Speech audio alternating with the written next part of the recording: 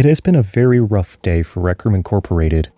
I remember a couple days ago when they announced that they would be removing Maker AI, a feature that seemingly no one wanted in the first place.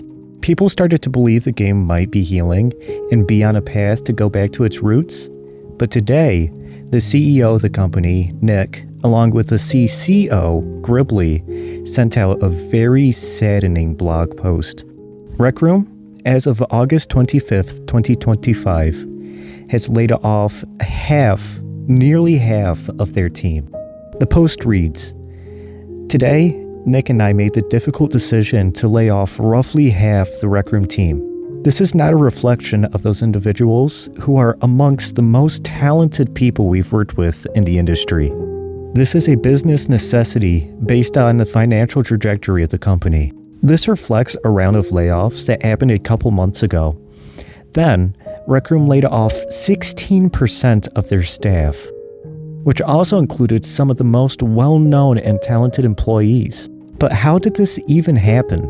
To sum it up quickly, Rec Room got too big for its britches. It had a massive vision and a lot of employees, but it slowly lost its charm to a lot of people. The company seemingly ignored a lot of the community's feedback at once and believed it could entirely thrive on its own judgment.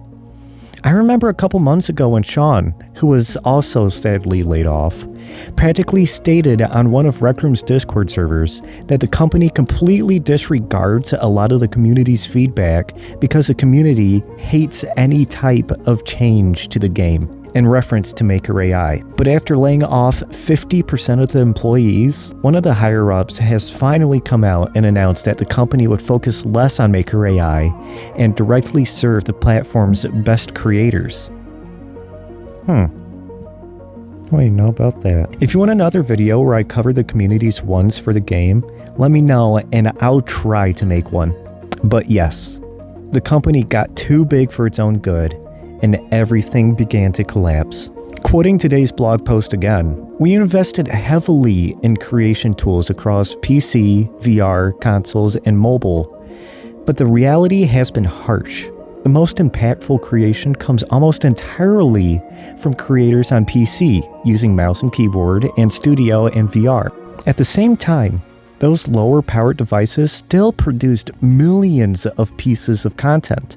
This put a huge strain on the team, who had to figure out tools and procedures to review it all. Making all this run across every device was a massive technical challenge and burden. While our most skilled creators optimized their content cleverly, most creators couldn't really, because we didn't provide them with the necessary tooling. Supporting all this scope stretched us way too thin, and our attempt at building one big scalable platform, Rooms 2.0, didn't land like we needed it to. The vision made sense, but we got crushed under the scale." End quote.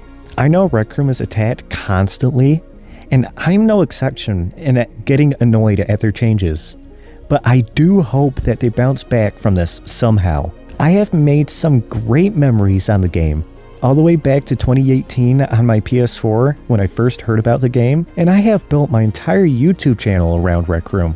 I remember being in sheer awe when I finally got to try it in VR for the first time, and seeing the absolute scale of everything. Obviously, Rec Room will not be the same after this, and it is disappointing knowing that they laid off 16% of their employees and then another 50% of the remaining team. But Gribbly and Nick have included in the blog post that the former employees affected are being offered a generous severance package, as well as help finding new employment. It is very late at night, and I'm recording this entirely on my phone.